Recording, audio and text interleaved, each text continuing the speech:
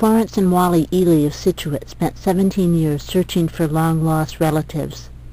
Wally's father, Dan, knew he had brothers and a sister somewhere in Michigan, but Dan never found them before he died in 1987. In 2004, Wally and his Aunt Mabel, then 90, met for the first time. This fall they plan another reunion. I asked the Elys why they persisted for so long. You were 67 when this happened. Why does it matter? Well, it's meant that the connection was there. I'm finding my father's family for him because of circumstances. We never got to that point. So I feel that I made that connection for him so that he, would have really enjoyed this.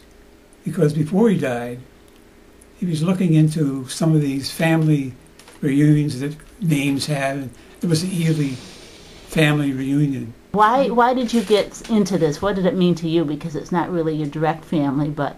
Well, because my own family, I think my mother had done so much work on our family and had connected us with all kinds of folks in Nova Scotia and everything in Ireland. We really felt very blessed.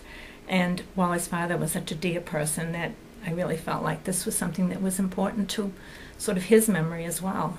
We were saying on the way out to Michigan, what do you think it's going to be like, and they just came right out of the house and they just hugged us and we went in and she reminded me so much of Wally's father.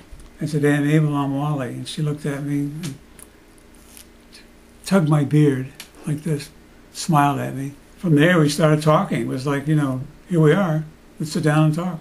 I would say an hour after we were there, I looked over at them and they looked as though the two of them had known each other their whole lives. Started looking through pictures. She noticed that her father, we had a picture of her father, and she said, do I have a nose as big as that? And so that's where I got my nose, she said. Well, the only thing on the computer is what people have put on it. I mean, you like to think that the internet is everything, but unless someone has entered a lot of the information, it isn't really there.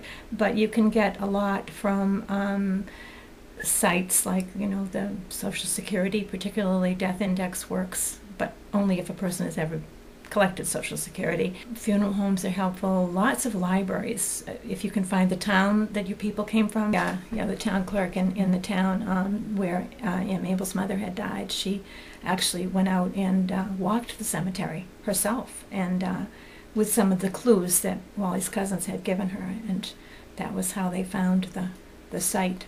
This is Sue Scheibel, staff reporter for the Patriot Ledger. For more information, see today's newspaper or go to patriotledger.com.